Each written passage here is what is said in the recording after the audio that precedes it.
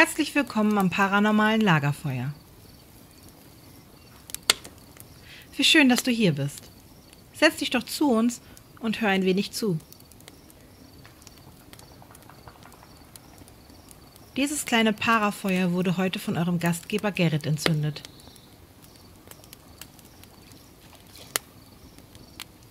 Knusper, Knusper, Mäuschen, wer knabbert an meinem Parafeuerchen? Okay, mir fällt aktuell noch kein besserer einleitender Satz ein. Ja, um diese doch wunderbare, träumerische Atmosphäre einzuleiten. Herzlich willkommen, schönen guten Abend. Hier, ja, bei mir noch alleine an meinem kleinen paranormalen Lagerfeuer. Ihr hört, es ist knistert und zischt. Ja, ich danke euch auf jeden Fall, dass ihr zu mir hier ans paranormale Lagerfeuer gesetzt habt. Ich bin auch mal gespannt, wer sich hier heute Abend noch mit dazu gesellt. Ich gucke mal in die Ferne. Dort hinten, dort sehe ich eine junge Frau, so langsam aber sicher, zielstrebig hier auf das Feuer hinzugehen. Hallo. Es ist ja schön, dass hier ein Feuer ist. So kalt heute. Ja, so kalt heute Nacht. Das Feuer ist ein Instant-Parafeuer. Es ist absolut nicht nötig, Holzscheite nachzulegen. Das macht es quasi wie von Zauberhand. Ich hoffe, das beeindruckt dich schon mal in der ersten Instanz enorm. Das ist super praktisch. Man muss gar nicht aufstehen, um Holz sammeln zu gehen. Überhaupt nicht, überhaupt nicht. Also irgendwelche Schön. guten Geister sorgen halt dafür, dass das Feuer hier nicht erlischt. Und ja, im Zweifelsfalle drücke ich einfach innerlich auf den Repeat-Button und dann geht das Feuer wieder von vorne los. Ich bin total froh, dass du den Weg hierher gefunden hast, aber ich bin auch total unhöflich. Ich stelle mich mal gerade dir ganz kurz vor. Ich bin Gerrit und ich habe einen kleinen paranormalen Call-In-Podcast, der da heißt Der sechste Sinn. Also das zu meiner Person. Gerrit, kleiner paranormaler Call-In-Podcast und heute hier am Parafeuer. Hi Gerrit, ich bin Cecilie und was für ein Zufall, ich habe auch einen Podcast, der heißt Gib mal Butter bei die Fische. Bei mir ist es ein bisschen anders als bei dir. Ich rede auch mit Leuten. Allerdings nicht mit Menschen, die paranormale Erfahrungen gemacht haben. Das heißt, ich weiß nicht, ob sie paranormale Erfahrungen gemacht haben, aber wir reden nicht darüber, sondern über alles Mögliche, was sie so zu erzählen haben. Also quasi für spannende Geschichten. Menschen von nebenan, so aus dem Leben gerissen, die sich dann zu dir in deine Sendung verirren? Oder sind das auch Gäste so mit Rang und Namen? Also quasi hast du, wer fällt mir da gerade spontan ein? Den XXL Jumbo Schreiner zum Beispiel von Kabel 1, der dann auch bei dir im Podcast zu Gast ist. Ach, den leider noch nicht, nein. Oh, aber wäre noch eine Option. Du sagtest leider. Ja, es sind tatsächlich so Menschen aus dem Leben sozusagen. Ich meine, die sind natürlich auch aus dem Leben, aber es sind sozusagen die 0815 Menschen, wie ich auch. Genau. Sie erzählen zum Beispiel von ihren Berufen oder davon, was sie so für Podcasts haben oder welche besonderen Hobbys sie auszeichnen, ob sie besondere Haustiere haben oder mal was ganz Besonderes erlebt haben, das nicht viele Menschen erleben. Genau, so etwas in der Art. Aber das finde ich eine richtig, richtig coole, kleine, witzige Idee eigentlich. Diesen, ja, eigentlich Menschen von nebenan da auch mal so eine Stimme halt zu geben in deinem Format. Finde ich richtig spannend. Gefällt mir sehr, sehr gut. Das werde ich mir auf jeden Fall mal, wenn ich dann morgen wieder unterwegs bin, im Auto sitze, werde ich mir das mal ein bisschen anhören. Und mal gucken, was du da so für Gesprächspartner dann dabei hast. Ja, sehr schön. Ja, freut mich auch. Dein Podcast klingt auch sehr aufregend. paranormale Phänomene. Das ist spannend. Hast du da Schnittmengen mit? Hast du auch schon mal so paranormale Erlebnisse gehabt? Ja, so ein paar, bei denen man sagen kann, dass es durchaus ja die ein oder andere Betrachtungsweise gibt, aus der heraus sie als paranormal oder eben als doch erklärbar bezeichnet werden können. Aber die ich zumindest nicht so ad hoc erklären konnte. Aber wenn du dann in Zukunft nochmal über dieses Paranormal oder über deine paranormalen Erlebnisse sprechen möchtest, bist du natürlich herzlichst eingeladen, dich mal bei mir dann zu melden. Ich lasse dir dann halt gleich mal noch ein paar Kontaktdaten da natürlich. Nicht, dass du hier nachher am Feuer oder vom Feuer weggehst und denkst so, okay, hey, wer war das eigentlich? Wie genau kann ich jetzt meine Geschichte bei ihm lassen? Das möchte ich ja natürlich eher vermeiden. Der sechste Sinn. Das kann man sich noch ganz gut merken. Aber Stichwort Zufälle, da hätte ich doch gerade noch was. Sag mal, hattest du schon mal so eine zufällige Begegnung mit einer Person, wo du dann im Nachhinein gedacht hast, okay, da hat sich echt was draus entwickelt oder da habe ich jetzt eine Erkenntnis raus erhalten. Einfach so aus dieser wirklich wahllos wirkenden zufälligen Begegnung. So wie wir jetzt zum Beispiel. Wir sind uns ja auch relativ zufällig jetzt hier heute über den Weg gelaufen. Ja, tatsächlich. Schon sehr zufällig. Wer hätte das gedacht? Naja, das Paarefeuer, wer weiß, ob das dann tatsächlich so zufällig war. Vielleicht hat uns das Paarefeuer zueinander geführt.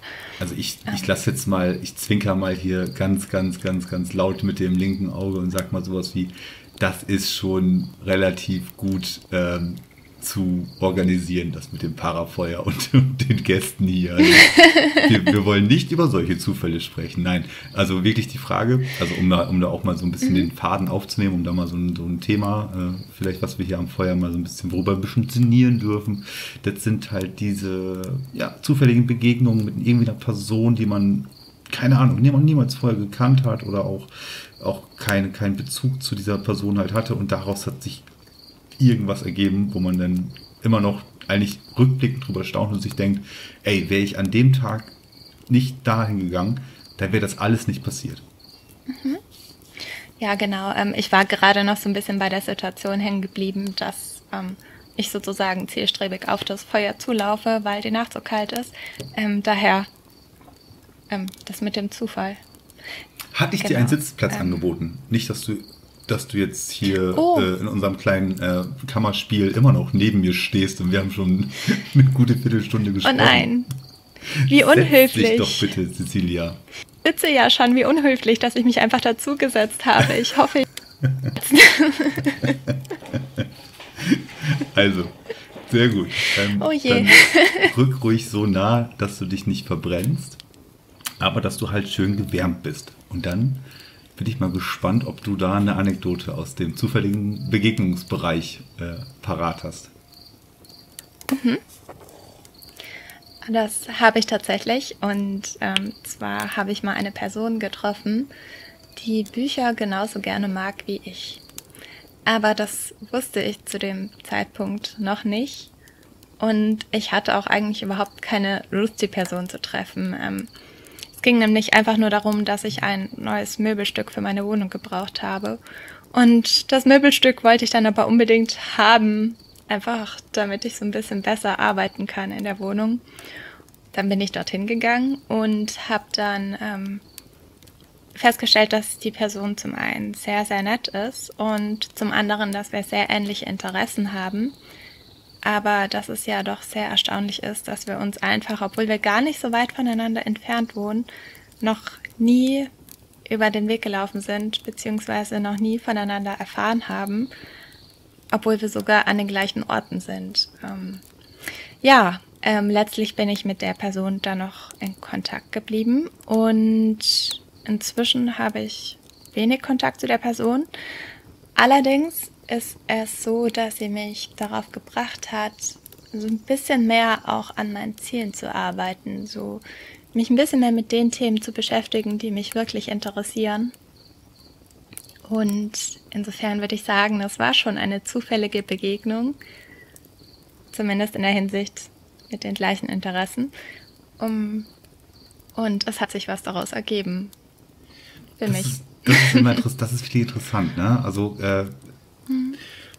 jetzt wäre natürlich meine naheliegendste Frage, das Möbelstück, das wird wahrscheinlich sowas wie ein Bücherregal gewesen sein. Ansonsten wären ja die Vorliebe zu Büchern und Leseliteratur ja natürlich gar nicht da gewesen. Oder liege ich da komplett falsch?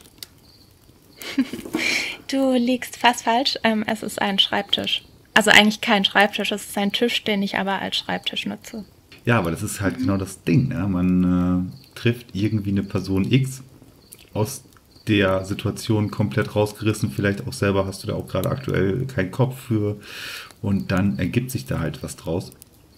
Und rückblickend sagst du ja sogar, ja, da ist nach wie vor noch ein Kontakt da, aber diese Person inspiriert mich, beziehungsweise motiviert mich, da weiter an meinen Zielen zu arbeiten. Und hätte ich diese Person nicht getroffen, hätte ich mir das Möbelstück hier und da jetzt nicht da geholt, hätte ich, keine Ahnung, irgendwie einen anderen Menschen kontaktiert wegen der Problemlösung des Möbelstücks, dann hätte ich diese Person niemals kennengelernt. Und ergo, ich wäre jetzt vielleicht in einer anderen Lebenssituation, weil ich da, keine Ahnung, vielleicht in einem bestimmten Tief oder in einer bestimmten Findungsphase einfach nicht so eine richtige Motivation bekommen hätte. Allerdings, ja, das sehe ich tatsächlich ähnlich. Weiterhin habe ich natürlich auch viele Buchtipps erhalten und das war auch sehr schön und auch so ein paar weiterführende Kontakte sozusagen zu Buch- und Literatur-begeisterten Menschen. Alleine diese eine Person, die du da jetzt in dein Leben bekommen hast, was sich daraus alles ergeben hat. Ein gutes Beispiel gerade, ne? Also klar, Literatur, Buchtipps, das heißt, dein Horizont bzw. deine Gedankenanstöße gehen dann nochmal in eine neue Richtung halt rein. Aber die Person hat ja natürlich auch wiederum Menschen, mit denen sie vielleicht Kontakt hält und die du dadurch auch kennengelernt hast und. Da wird man so rückblickend manchmal gar nicht so richtig schlau raus, wie ist das eigentlich alles zustande gekommen? Ne? Also was wäre gewesen, wenn ich wenn ich einfach was anderes an dem Tag gemacht hätte und nicht genau das hier heute? Ja, tatsächlich. Oder auch, wie wäre das gewesen, wenn dann irgendwie nicht dies oder jenes passiert wäre. Ich hatte nämlich tatsächlich so ein kleines Problem mit dem Wetter bei der Abholung. Und insofern war es so, dass ich dann eben noch so ein bisschen sozusagen innenverweilt bin, bis ich dann rausgehen konnte und wahrscheinlich so ein paar Fragen weniger und wir hätten überhaupt nicht gewusst, dass wir gleiche Interessen haben. Ja. Insofern sind es ja sozusagen schon wieder mehrere Zufälle, die da zueinander führen. Und ja, das ist schon spannend. Wer weiß, sonst, wie du sagst. Also ich erzähle dir jetzt mal gerade meine zufällige Begegnung, die ich gehabt habe, woraus sich echt was entwickelt hat mittlerweile. Und dann können wir ja mal danach mal ein bisschen philosophieren, was das alles mit den Zufällen hier auf sich hat. Mhm. Und zwar ziemlich genau vor einem Jahr und ein paar Wochen plus habe ich aus Recherchegründen für den Podcast, für den sechsten Sinn, der war gerade, keine Ahnung, 2-3 Wochen war der alt gewesen, habe ich aus Recherchegründen im Internet nach Schlagwörtern gesucht, wie Tonbandstimmenaufnahmen. Ohne mich generell mit dem Thema vorher beschäftigt zu haben, aber kennst dieses Phänomen vielleicht. Die Leute nehmen was auf einer Audiokassette halt auf und hören es jetzt nachher ab und darauf sind dann Stimmen zu hören, die aber so offensichtlich keiner im Raum getätigt hat. Kennst du das Phänomen, oder? Das kenne ich, genau.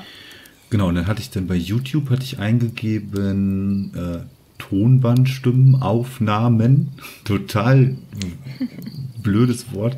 Heute weiß ich, das heißt einfach EVP oder irgendwas in dieser Richtung mit Spiritbox und wie sie alle heißen oder Portal und ne. Aber wie gesagt, Tonbandstimmenaufnahmen habe ich dann eingegeben und dort bin ich dann auf 2 Ergebnisse gekommen, die mich interessiert haben. Und zwar das eine war halt so ein YouTube-Kanal, ich weiß nicht, wie der heißt. Ich habe den angeschrieben, da kam nie was zurück. Ich habe noch gedacht, naja, okay, warten wir mal ab. Und dann hatte ich dann noch einen Kanal mehr gefunden Und zwar den YouTube-Kanal von meinem Freund Janos von Ghost Notes TV. Und dann habe ich dann geguckt und ich denke so, der hat ja unter anderem halt diese Tonbandstimmenaufnahmen. Das heißt aber gar nicht, das Video heißt nicht mal so. Das Video heißt Corona Sessions, weil er das halt in der Zeit gemacht hatte, wo er dann halt in Quarantäne zu Hause gesessen hat. Und dort hat er halt dann diese Tonbandstimmenaufnahmen gemacht. Und dann hat sich dann für mich erstmal das Interesse geweckt, so, okay, das ist echt interessant, so wie er das da macht. Das möchte ich mir genauer anschauen. Dann hatte ich ihm halt eine E-Mail geschrieben. Irgendwie muss ich auf seinen... Ach nee, stimmt. Genau, über Instagram bin ich dann auf ihn aufmerksam geworden. Also in Kontakt getreten, weil man konnte dann über YouTube, Ghost Notes TV, hat er keine Kontaktdaten, hat keine Verlinkung, hat er da nichts drinstehen. Warum auch? Es wäre ja, so ist Janos halt, ne? Also man könnte ja mit ihm Kontakt aufnehmen. Dann habe ich dann aus der Idee heraus bei Instagram nach ihm gesucht und da habe ich ihn gefunden und dann hatte ich ihn dann angeschrieben und hatte ihn gefragt, ob er mal Lust hat, zu mir als Gast zu kommen, als Interviewpartner zum Thema Tonbandstimmenaufnahmen, ob er da mal mitmachen möchte. Ja, lange Rede, ganz kurzer Sinn. Durch dieses eine Schlagwort, was total sperrig ist, was auch nicht in seiner Titelbeschreibung von dem YouTube-Kanal auftaucht, was er irgendwo, ich habe Ihnen die Anekdote auch schon mal erzählt, das hat er mir irgendwann gesteckt, das hat er irgendwo unten als Hashtag in den Shownotes drin gehabt von YouTube. Also total komischer Zufall, dass ich das dadurch halt gefunden habe. Und naja, er hätte jetzt ja halt so ein netter Interviewpartner sein können, mit dem man dann ein nettes Gespräch geführt hätte und dann Haken dran und dann... aber nein, durch diese eine zufällige Begegnung, wir kannten uns vorher nicht, hat sich jetzt mittlerweile über ein Jahr lang eine Freundschaft halt herausgearbeitet. Wir nehmen zusammen einen Podcast auf. Wir sind auf einer ziemlich gleichen Wellenlänge, was dann halt so unsere Interessen angeht. Film und Fernsehen und Musik und so weiter. Da kommen wir immer relativ schnell auf einen Nenner. Humortechnisch oder zumindest menschlich sind wir auch, ergänzen uns da ganz gut. Und haben dann jetzt schlussendlich, wie gesagt, unsere Grenzfrequenz zusammen. Wir tauschen uns auch mal aus. Wir können uns gut gegenseitig helfen oder auf die Palme bringen. Und alles nur durch diesen einen Zufall, den wir da gehabt haben. Kleiner Fun-Fact, das ist auch ganz witzig oder wichtig. Als ich ihn per Instagram geschrieben hatte, das war an dem Abend gewesen, das weiß ich ja nicht. Ich saß ja an meinem Laptop draußen auf der Terrasse, hatte ein kaltes Getränk dabei stehen gehabt und habe mir seine Sachen nebenbei angeguckt auf YouTube. Bis dato hatte er 3 Videos draußen gehabt. Ja? Also er ist auch gerade erst angefangen mit dem ganzen Kram, das auf YouTube zu zeigen. Und dann hatte ich ihn dann per Instagram angeschrieben und dann hatte er mir dann auch an dem Abend direkt geantwortet im Sinne von: Hey, ja klar, freue ich mich, können wir gerne mal machen, habe ich noch nie gemacht, sowas, können wir gerne mal machen. Bin ich wohl bei dir als Gast dabei. Das war an seinem 40. Geburtstag gewesen. Und er hat in einer ganz, ganz kleinen familiären Situation das ein bisschen gefeiert, also wirklich super klein. Und dann hatte ihn seine Schwester wohl gefragt, was er sich wohl wünscht.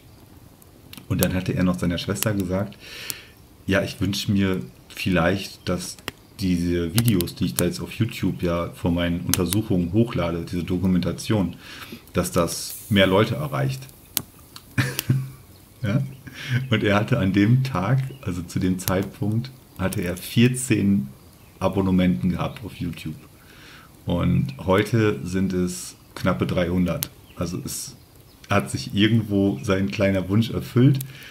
Wir sind zufälligerweise zusammengekommen und daraus hat sich jetzt ein Jahr lang die einzig wahre deutsch-österreichische Verbindung halt herauskristallisiert. Also in dem Sinne, ich bin da auch rückblickend immer noch baff erstaunt, wie sowas zusammenkommt. Also er wohnt in Wien, er wohnt in Österreich, ich wohne hier oben an der Nordseeküste. Also es ist, in welcher möglichen Rechnung wäre das eine Option gewesen, dass wir uns so auf diesem Weg treffen?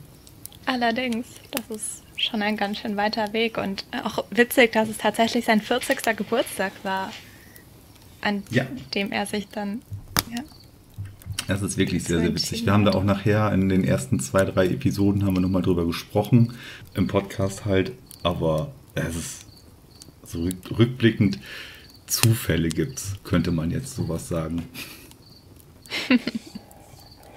Ja, voll der schöne Zufall auch, ja. Ja, glaubst du an Zufälle? Ja, ich glaube tatsächlich an Zufälle. Es ist ein absolutes Chaos da draußen, sagst du. Ja, absolut und total. Mhm. Wie ist das bei dir? Ich glaube, zu vermuten, dass du da ein bisschen einen anderen Blick drauf hast.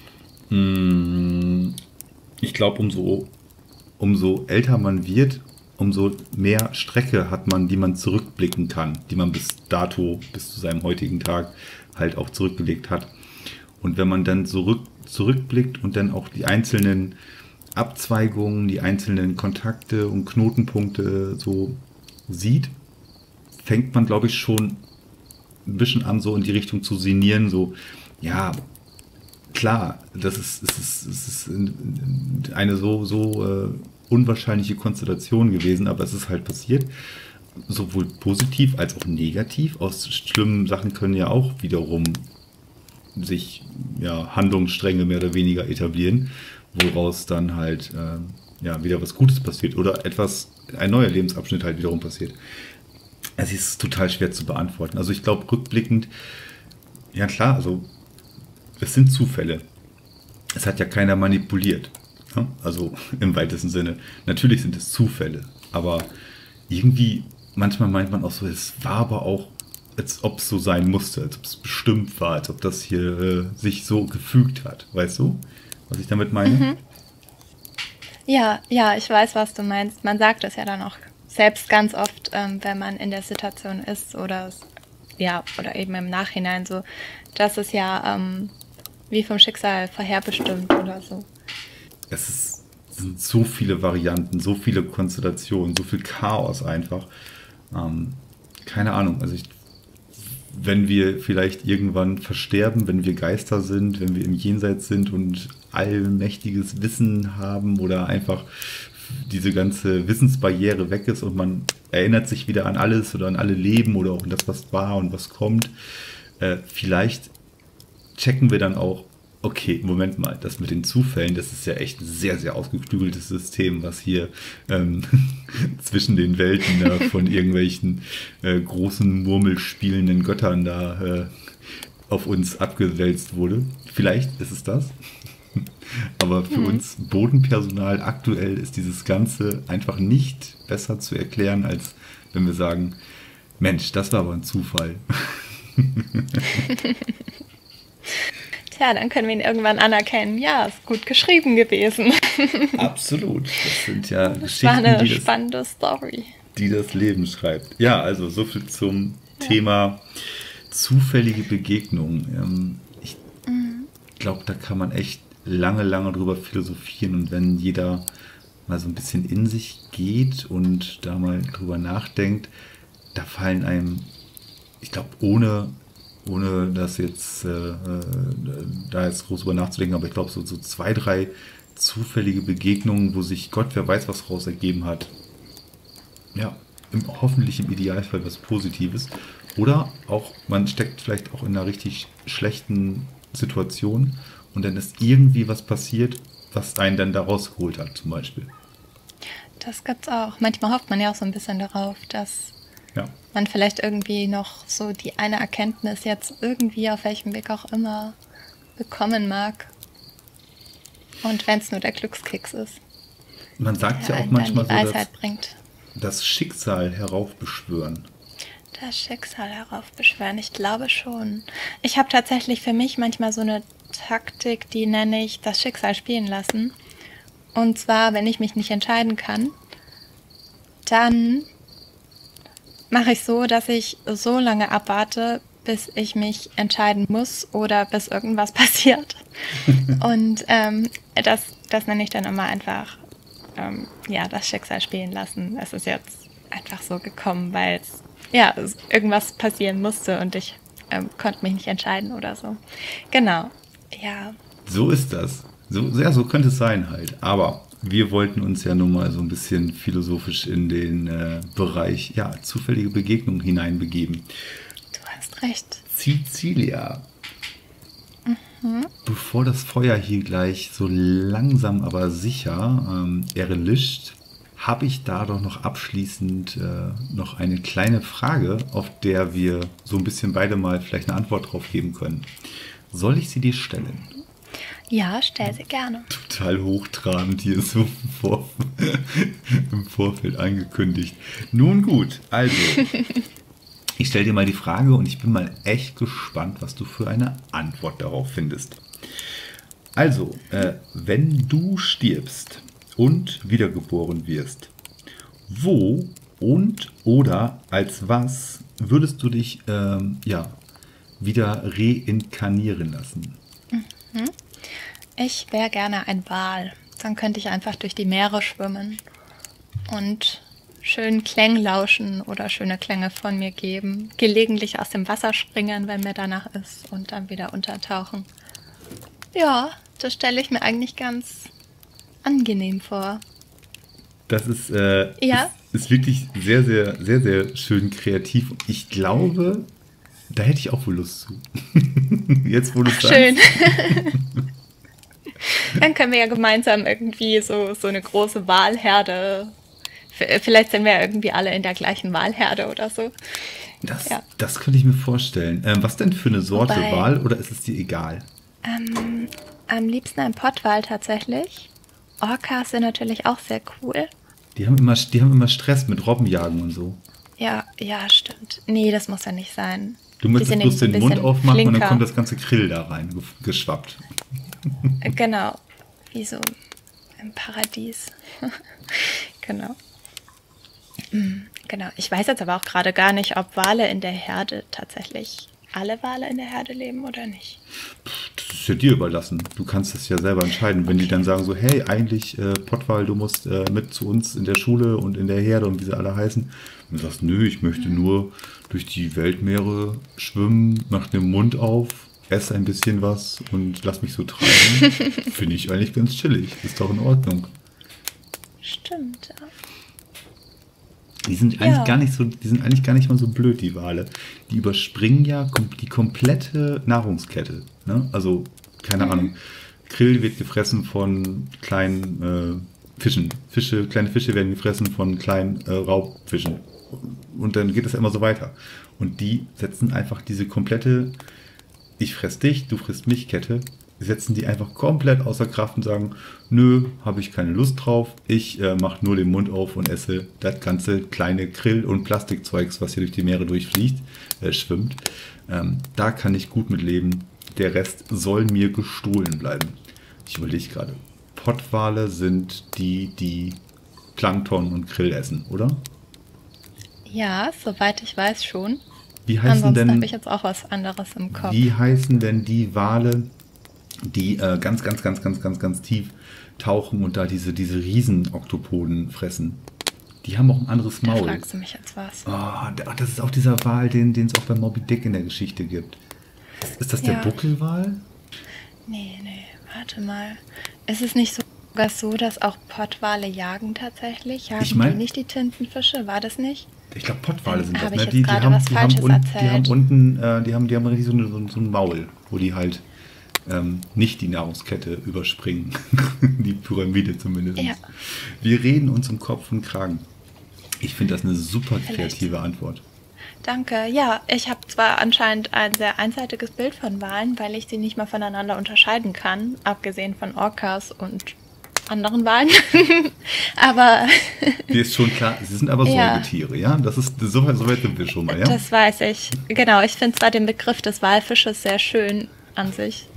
Es hat irgendwie was, vielleicht auch, weil ich früher mal ein Buch mit einem Walfisch hatte, aber ich bin mir darüber im Klaren, dass Wale leider keine Fische sind oder vielleicht auch zum Glück. Genau. Ja, was würdest du denn werden, wenn es Reinkarnation gibt und du dir aussuchen kannst, als was du reinkarnierst? eigentlich sind wir uns da gar nicht so unähnlich. Und zwar wäre ich jetzt kein Wal, der in den Ozeanen herumduxelt. Nee, ich wäre tatsächlich, und das ist irgendwie auch ein Tier tatsächlich, ein Tier, was ich immer total faszinierend finde. Ich wäre ein Bär, also ein großer Braunbär von mir aus, der ziemlich genau in der Natur, wo er da ist, klarkommt, ziemlich genau Bescheid weiß, wo es gibt lecker Essen, wo gibt es lecker Honig, da gibt es lecker Lachs, da kann ich mich in die Sonne legen, da kann ich mal ein paar andere Bären treffen, so wie man so einen Musterbär vorstellt. Der wäre ich ganz gerne. So ein schöner, chilliger, großer Braunbär mit sich und seiner Natur sehr, sehr im Reinen. Über alles den Überblick erhaben, über alle anderen Tiere, aber so kumpelhaft erhaben. Alle können dann zu den Bären hinkommen und dann guckt der Bär mal eben, ob er da vielleicht helfen kann. Dann kannst du immer den Honig für alle anderen Tiere aus den Bäumen holen. Ja, wenn noch was übrig bleibt. Also erstmal holt er den Honig darunter. Also dementsprechend, wenn noch was übrig bleibt, können die anderen Tiere auch mal gucken, ob da noch was drin ist. Aber ich finde Bären halt generell total faszinierende Tiere. Wobei ich mag das überhaupt nicht, wenn ich die halt im Zoo oder sowas sehe. Das finde ich nicht gut. Oder in es gibt ja hier gerade so in Osteuropa, Asien und so weiter, gibt es ja diese Tradition mit den Tanzbären und so weiter. Das finde ich total schrecklich. Und wie gesagt, auch in Tierparks und in Zoos finde ich es eigentlich auch echt meistens unterirdisch, wie die gehalten werden. Aber naja, näher kommt man diesen Tieren halt im weitesten Sinne nicht. Aber ansonsten mag ich immer das sehr, sehr gerne. Immer wenn da was läuft mit Naturdokus und da sind die Bären, dann, weiß nicht, da bleibe ich immer hängen. Keine Ahnung. Ich habe Ambitionen zu den Tieren. Und wenn ich mir das aussuchen dürfte, dann lasst mich doch ruhig mal als Bär für so, ich weiß nicht, wie alt werden die, 30, 40 Jahre, durch Kanada streifen, wo mich kein Mensch, keine weltlichen Probleme erreichen. Da hätte ich mal Lust zu. Das kann ich mir gut vorstellen. Das klingt auch sehr gemütlich, gerade so in den Wäldern und so ein bisschen Lachs futtern und jagen und danach einen Honigtopf vernaschen, sozusagen wie bei Winnie. Winnie the Pooh. Genau. So wie Winnie Pooh, das möchte ich sein. Eigentlich will ich Winnie Pooh als Winnie Pooh wieder geboren werden. Das war es eigentlich gewesen. Gerade dick genug, passend für alle Eventualitäten. Sehr gut. Ach, ich glaube, du wärst schon eine bessere Version von Winnie Pooh, weil Winnie Pooh ist ja schon so ein bisschen miesepetrig und ich glaube, so wie ich es verstanden habe, willst du das Leben als Bär ja dann schon so ein bisschen mehr genießen.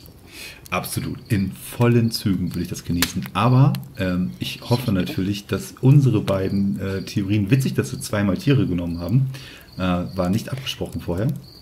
Aber wichtig auf jeden Fall, bevor diese Eventualität eintritt, haben wir hoffentlich noch ganz viel Zeit, um unheimlich viele Zufälle, wieder der Bogen, der Kreis erschließt sich des Gesprächs, um ganz viele Zufälle halt noch in unserem Leben zu erleben und nachblickend, rückblickend sowas zu sagen wie, na, das war doch Schicksal gewesen, das war gar kein Zufall.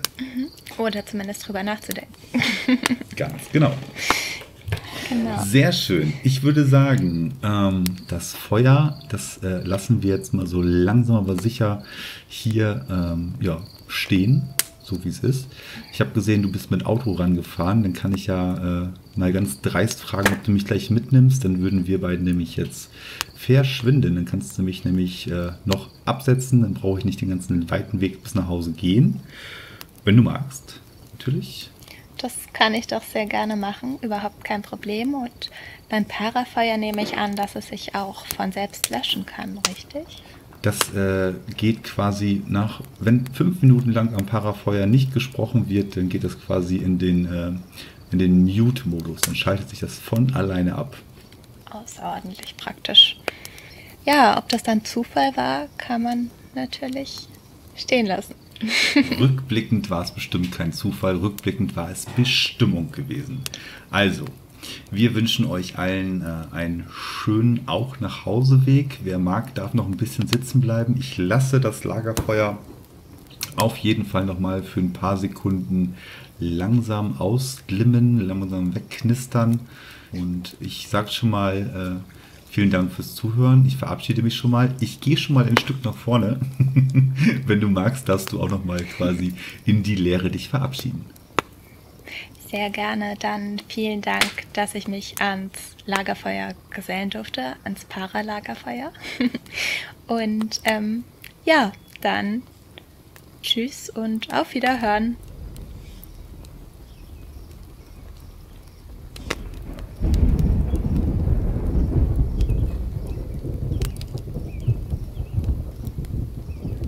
Das war es leider schon wieder mit diesem paranormalen Lagerfeuer.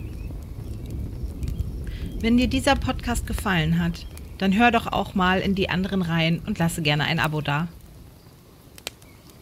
Alle weiteren Infos, Kontaktdaten und Links findest du unter dieser Folge in der Episodenbeschreibung. Das paranormale Lagerfeuer ist eine Gary Wood Studio Produktion mit freundlicher Unterstützung von Gemeinsam Gänsehaut hören.